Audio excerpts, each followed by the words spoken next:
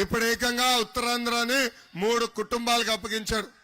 ఒకటి బొత్స కుటుంబం, ఇంకోటి విజయసాయిరెడ్డి కుటుంబం, మూడోది వైవి సుబ్బారెడ్డి కుటుంబం. ఈ 3 కుటుంబాలు ఈరోజు పందికొక్కుల్లాగా ఉత్తరాంధ్ర తింటున్నారు. ఎక్కడ భూమి దొరికితే కాజేస్తారు. పరుపాటున ఒక చెరువు ఉంటే అది కూడా పూడ్చి ఈ రోజు ఈ 3 కుటుంబాలు ఆక్రమిస్తూ మనం చూస్తున్నాం. విశాఖ ఉక్కు ఆంధ్రుల హక్కు. ఆనాడు పెద్దవాళ్ళు పోరాడి విశాఖపట్నానికి ఉక్కు ఫ్యాక్టరీ తీసుకొచ్చారు. ఆ ఉక్కు ఫ్యాక్టరీ వల్ల ఉత్తరాంధ్రలో అనేక మందికి ఉద్యోగాలు, ఉపాధి కల్పించింది. ఇప్పుడు ఆ ఉక్కు ఫ్యాక్టరీని ప్రైవేటీకరణకు ప్రయత్నిస్తున్నాడు ఈ జగన్. అందుకే ఉత్తరాంధ్ర ప్రజలకు మేము హామీ ఇస్తున్నాం, విశాఖ ఉక్కు ఫ్యాక్టరీ ప్రైవేటీకరణ జరగకుండా చేసే బాధ్యత మేము తీసుకుంటాం. ఇంకా విజయనగరం జిల్లాకి జగన్ పాదయాత్రలో 50 హామీలు ఇచ్చాడు. దాంట్లో ఏది ఒకటి నిలబెట్టుకోలే. అవన్నీ చదివితే దాదాపు 1 గంట పడుతుంది. కొన్ని ప్రధానమైన హామీలు నేను గుర్తు చేస్తున్నా. భోగాపురం ఎయిర్పోర్ట్ కడతా అన్నాడు, కట్టాడా? లేదు. రామ్ తీర్థం ప్రాజెక్ట్ పూర్తి చేస్తా అన్నాడు, చేయలేదు. గోస్తాని చంపావతి నదుల్ని అనుసంధానం చేస్తా అన్నాడు, చేయలేదు. రాంభద్రాపురం పెద్దగడ్డ ప్రాజెక్ట్ పూర్తి చేస్తా అన్నాడు, అది చేయలేదు. ఇంకా ఏకంగా పాలేరు నదిపై డ్యాము కూడా నిర్మిస్తా అన్నాడు, అది చేయలేదు. స్వర్ణముఖి చిట్టిగడ్డ పై బ్రిడ్జ్ కూడా నిర్మిస్తానని మాట ఇచ్చి మాట తప్పాడు ఈ జగన్. ఇవన్నీ చూస్తే నాకు జగన్ కున్న జబ్బు గుర్తొస్తుంది. ఆ జబ్బు ఏంటంటే ఆయన నిజం చెప్తే తల 1000 ముక్కలుగా పగులుతుందండి. అందుకే ఊరికి ఒక అబద్ధం, వీధికి ఒక అబద్ధం చెప్పి తిరిగిన వ్యక్తి జగన్. అసలు విజయనగరం జిల్లాని అభివృద్ధి చేసింది తెలుగుదేశం పార్టీ. ప్రజలందరూ ఒక్కసారి ఆలోచించాలా. మన ప్రాంతంలో రోడ్లు గాని, బ్రిడ్జిలు గాని, తాగునీటి ప్రాజెక్టులు గాని, టూరిజం ప్రాజెక్టులు కానివ్వండి, భోగాపురంకి అవసరమైన భూమి సేకరణ గాని, రాజాంలో టిట్కో ఇల్లు గాని, బ్రిడ్జిలు గాని, ఇవన్నీ ఆనాడు తెలుగుదేశం ప్రభుత్వం ఏర్పాటు చేసింది. అంతెందుకు అసలు రాజాం నియోజకవర్గాన్ని అభివృద్ధి చేసిన పార్టీ తెలుగుదేశం పార్టీ.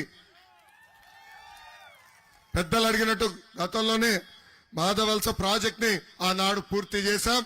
రాజం నియోజకవర్గంలో మళ్లీ తెలుగుదేశం పార్టీని గెలిపించండి, పిల్ల కాలువలతో ప్రతి ఎకరానికి సాగునీరు అందించే బాధ్యత మేము తీసుకుంటాం. గతంలోనే తాగునీరు అందించాం, కానీ పట్టణానికి ఇంకా నీరు అందించాల్సిన అవసరం ఉంది. అది కూడా తప్పనిసరిగా మేము చేస్తాం. గతంలోనే ప్రభుత్వ హాస్పిటల్ని 100 పడకల హాస్పిటల్ మేము చేశాం.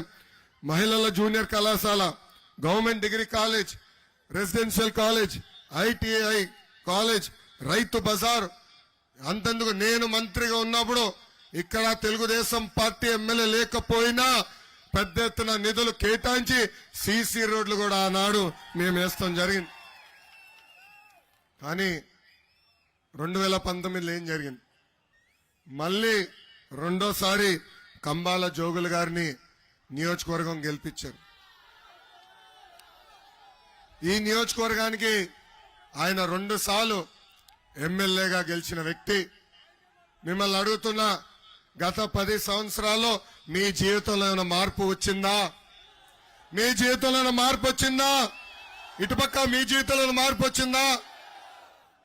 మీరు ఓటేసింది ఒక్క ఎమ్మెల్యే అయితే బంపర్ ఆఫర్ వచ్చింది. ఇప్పుడు మీకు 3 ఎమ్మెల్యేలు ఉన్నారు. పక్క నియోజకవర్గాల్లో అయితే నియోజకవర్గానికి కేక్ కోసినట్టు కోసి ఒక్కొక్కరికి ఒక్కొక్క భాగం ఇస్తారు వైకాపా పార్టీ. కానీ మీ దగ్గర మొత్తం నియోజకవర్గం పైన ఇక్కడున్న 3 పడి దోచేస్తున్నారు. ఇది ఎట్లుందంటే నియోజకవర్గ పరిస్థితి, ఏమైనా పని జరగాలంటే ఈ 3 దగ్గరికి వెళ్ళి కప్పం కట్టే పరిస్థితికి వచ్చింది. ఒక పక్కన ఎమ్మెల్యే గారు, ఇంకో పక్కన ఎమ్మెల్సీ విక్రాంత్, ఇంకో పక్కన చిన్న శ్రీను. వీళ్ళు 3 పడి ఈ రోజు పెద్ద ఎత్తున ఇసుక దోపిడీ చేస్తున్నారు. ఈ 3 సభాముఖంగా అడుగుతున్నా, తెలుగుదేశం పార్టీ అధికారంలో ఉన్నప్పుడు ట్రాక్టర్ ఇసుక 1000 రూపాయలు, ఇప్పుడు అదే ట్రాక్టర్ ఇసుక 5000 రూపాయలు ఎట్లయింది? ఇక్కడున్న నాగావళి నది ఏమి 100 కిలోమీటర్ల దూరం అవలా, పక్కనే ఉంది. ఈ రోజు 5000 రూపాయలు అయిందంటే దానికి కారణం ఇక్కడున్న వీళ్ళు 3. అంతేందుకు రైతులు వాళ్ళ వరి అమ్మాలంటే దాంట్లో కూడా పెద్ద ఎత్తున కుంభకోణం చేశారు వీళ్ళు ముగ్గురు. ఇంకా ఏకంగా జిల్లాలో పంచాయతీరాజ్ జే రామకృష్ణ గారు ఆత్మహత్య చేసుకున్నారు. దానికి కారణం వైకాపా నాయకులు వెళ్ళి ఆయన బెదిరించి ఆయన దగ్గర ఉన్న ఇనప సిమెంట్ తీసుకెళ్లిపోయారు. తిప్పి ఆయన్నే డబ్బులు కట్టమన్నారు. ఇంకా డబ్బులు కట్టలేక ఈ హెరాస్మెంట్ తట్టుకోలేక ఆయన ఆత్మహత్య చేసుకునే పరిస్థితి ఈ రోజు మనం అందరం చూస్తున్నాం. ఇక్కడున్న ప్రజలందరికీ నేను హామీ ఇస్తున్నా, 2024లో తెలుగుదేశం జనసేన పార్టీ బలపరిచిన అభ్యర్థిని మీరు గెలిపించండి. ఒక పద్ధతి ప్రకారం ఇక్కడ రైతులు పండించిన ధాన్యం మొత్తం కొనుగోలు చేసే బాధ్యత మేము తీసుకుంటాం. తోటపల్లి ప్రాజెక్టుకి అవసరమైన పిల్ల కాలువలు కూడా మేము తవ్వుతాం. ఇంకా రాజ్యం నియోజకవర్గం రోడ్లు ఎంత దారుణంగా ఉన్నాయో నాకే తెలుసు. రోడ్లే లేవు, అద్భుతమైన స్విమ్మింగ్ పూల్లు ఉన్నాయి. మన ప్రభుత్వం అధికారంలోకి వచ్చిన మొదటి 100 రోజుల్లో రోడ్లు వేపించే బాధ్యత పట్టణంలో నేను తీసుకుంటాను. ఇంకా విజయనగరం పాలకొండ పైన రాజ్యంకి వెళ్లే రోడ్డు కూడా 4 లైన్ రోడ్లు వేస్తాం. పట్టణానికి భూగర్భ డ్రైనేజ్ కూడా ఏర్పాటు చేసే బాధ్యత మేము తీసుకుంటాం. రింగ్ రోడ్ కూడా ఏర్పాటు చేసే బాధ్యత మాది. ఇంకా పీజీ స్టడీ సెంటర్ కూడా ఏర్పాటు చేస్తాం. ఇప్పటికి మేము హామీ ఇచ్చాం, ప్రతి ఇంటికి ఉచితంగా నీటి కుళాయి ద్వారా సురక్షితమైన తాగునీరు కూడా అందించే బాధ్యత మన ప్రభుత్వం తీసుకుంటుంది. గతంలోనే ఇక్కడ 2500 టిట్కో ఇల్లు కట్టాం. ఇప్పటికీ ప్రభుత్వం సరిగా అది కేటాయించలేదు. అవసరమైన మేరకు మళ్లీ టిట్కో ఇల్లు కట్టించి పేద ప్రజలకు అందించే బాధ్యత కూడా మేము తీసుకుంటామని ఈ సభాముఖంగా నేను హామీ ఇస్తున్నా. చంద్రబాబు గారిని అరెస్ట్ చేసిన తర్వాత కోర్టులో ఆయన నిలబెట్టారు. ఆనాడు జ్యుడిషియల్ రిమాండ్ కి చంద్రబాబు నాయుడు గారిని పంపించిన మరుక్షణం నాకు అన్నగా నిలబడిన పవన్ అన్న నాకు ఫోన్ చేశారు.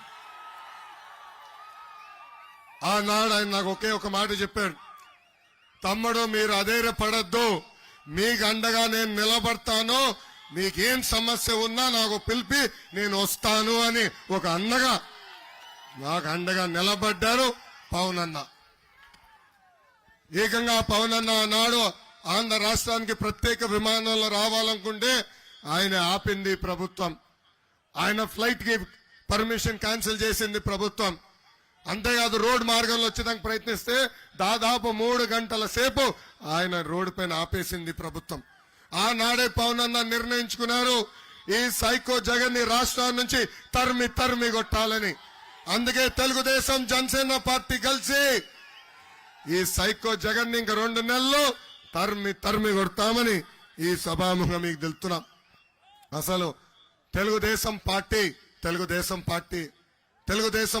బలం, తెలుగుదేశం పార్టీ కార్యకర్తలు.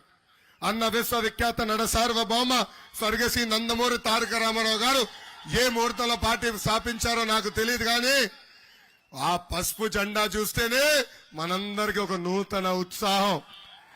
వైకాపా నాయకులకి కార్యకర్తలకి బూమ్ ప్రెసిడెంట్ మెడల్ కావాలి, కానీ మనకి చంద్రబాబు గారు రా కదిలి రాని ఒక పిలిపిస్తే పరిగెత్తుకుంటూ వెళ్లే కార్యకర్తలు మనకున్నారు. నాకు అక్క చెల్లెలు లేరు, అన్న తమ్ముడు లేరు, ఇంట్లో ఒక్కడనే. కానీ అన్న ఎన్టీఆర్ నాకు 60 లక్షల మంది అక్క చెల్లెలు అన్న తమ్ముడు నాకు ఇచ్చారు.